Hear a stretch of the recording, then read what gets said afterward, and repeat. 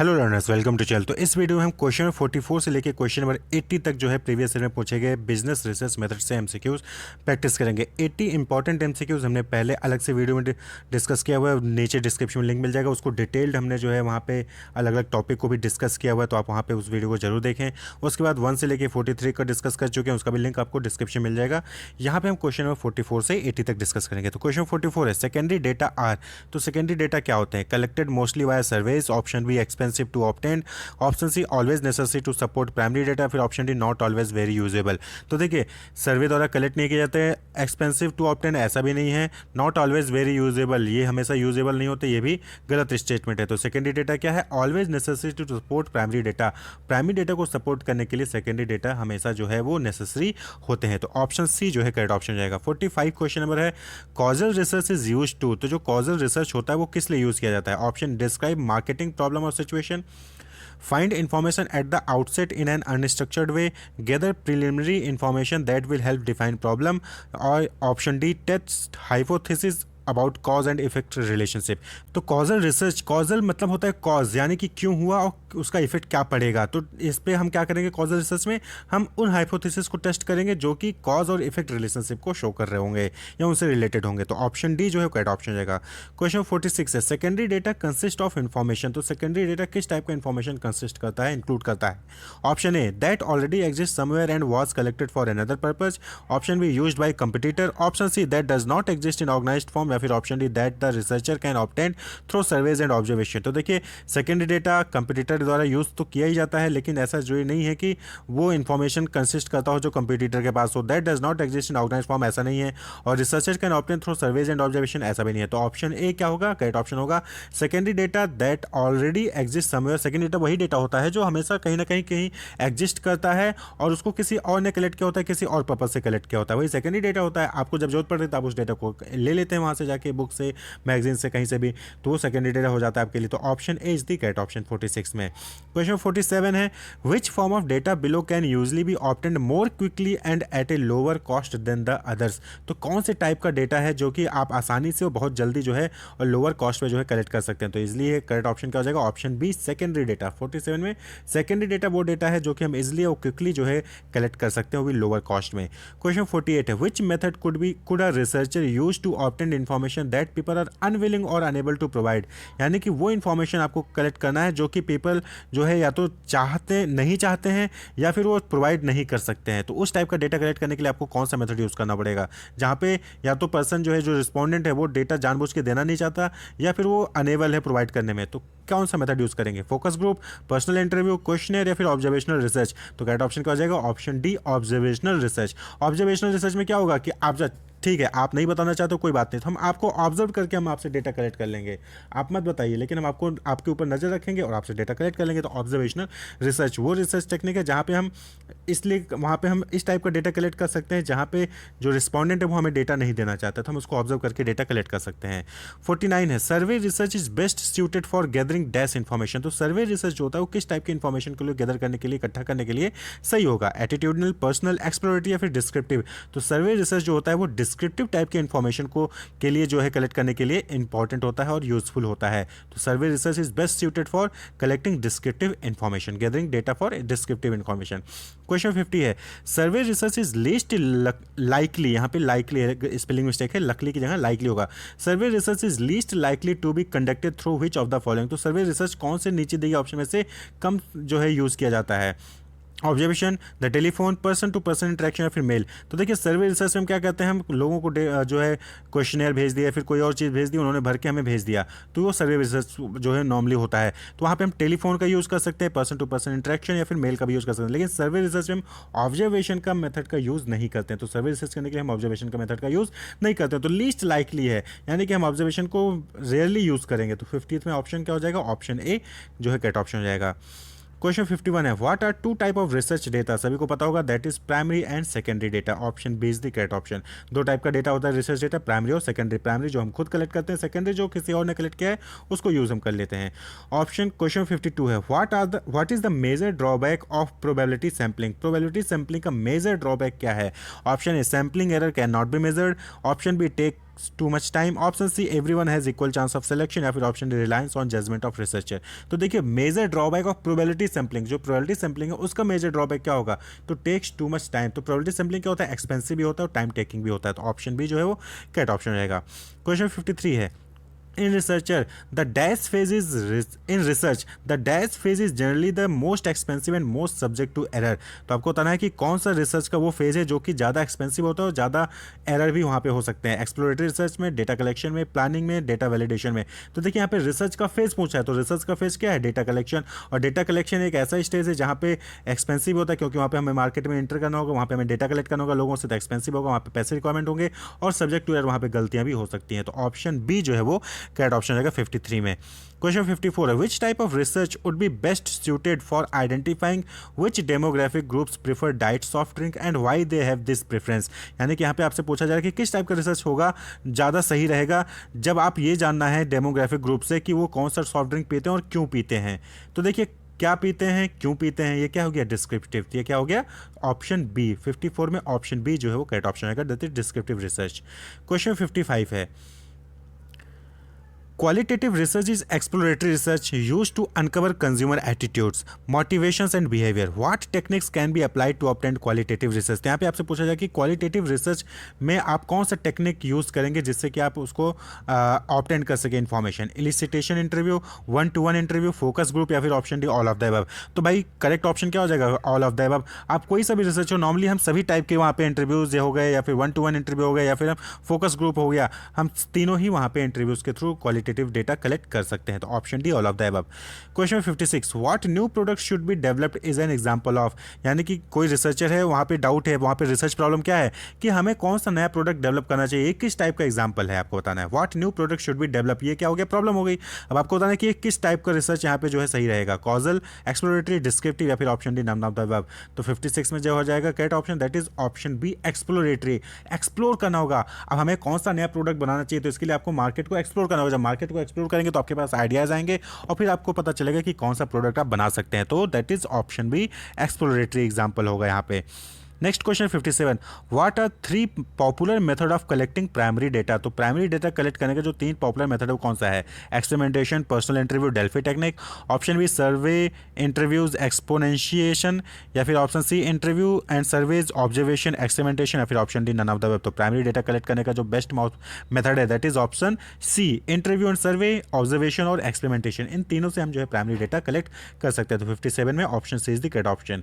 Question 58 है, as manager and researchers define the problem and set research objective, they should employ the following type of research। तो जब manager हो गया या फिर कोई रिसर्चर हो गया, वो प्रॉब्लम को डिफाइन करते हैं और रिसर्च ऑब्जेक्टिव को सेट करते हैं। They should employ the following type of research, तो उनको कौन से टाइप का रिसर्च जो है लगाना चाहिए, यूज़ करना चाहिए, एक्सप्लोरेटरी रिसर्च एलोन, अकेले एक्सप्लोरेटरी रिसर्च, कॉजल रिसर्च, या फिर option C exploratory, descriptive and causal research, या फिर option D descriptive research alone. तो ऑप्शन सी 58 में क्या हो जाएगा, option C that is exploratory, descriptive और कॉजल, ये तीनों ही टाइप के रिसर्च वो एम्प्लॉय कर सकते हैं। तो ऑप्शन सी हो जाएगा करेक्ट ऑप्शन।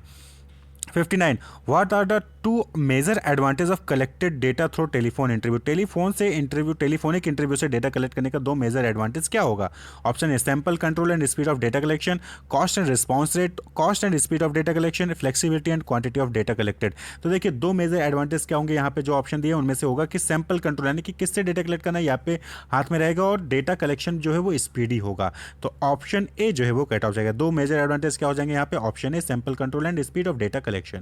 क्वेश्चन 60 है, that is exploratory research undergoes following method except. जो एक्सप्लोरेटरी रिसर्च है वो नीचे देखिए जो है मेथड में के अंदर जाता है, यानी कि उसको यूज़ करता है, एक को छोड़ के, एक्सेप्ट है तो यानी कि किसी को छोड़ के जो है बाकी सभी को वो यूज़ करता है। तो ऑप्शन 60 में क्या हो जाएगा, that is option C none of the above. यहाँ पे expert survey, pilot study, case study, ये तीनों ही एक्सप्लोरेटरी रिसर्च में यूज़ नहीं होते हैं। तो 60 में क्या हो जाएगा, ऑप्शन डी।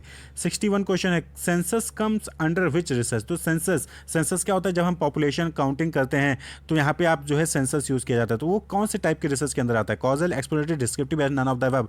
तो सेंसस जो है वो आता है ऑप्शन सी डिस्क्रिप्टिव। पूरी डिटेल निकाली जाती है इंडिविजुअल के बारे में, कौन है, क्या करता है, कितनी इनकम है, क्या जो है जेंडर है, कितने फैमिली मेंबर्स है, तो पूरा डिटेल निकालता है। तो 61 में क्या हो जाएगा? Option C descriptive research. Census जो है डिस्क्रिप्टिव होता है। 62 cause and effect research comes under which research type? तो जो कॉज एंड इफेक्ट रिसर्च होता है वो किस टाइप के रिसर्च के अंदर आएगा? तो अभी हमने ऊपर देखा था, दैट इज 62 में ऑप्शन ए कॉजल रिसर्च के अंदर आएगा।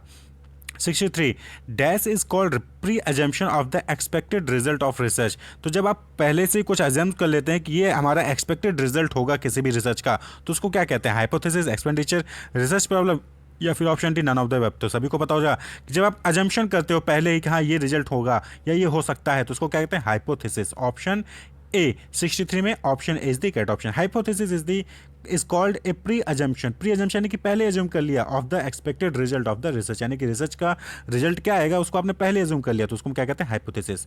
64 dash is kind of prelude to the end result one hopes to achieve and therefore it requires considerable thoughts. 64 में आपसे ये बोला जा रहा है कि that is kind of prelude. Prelude का मतलब क्या होता है कि एक इंट्रोडक्टरी स्टेटमेंट हो गया, इंट्रोडक्शन हो गया।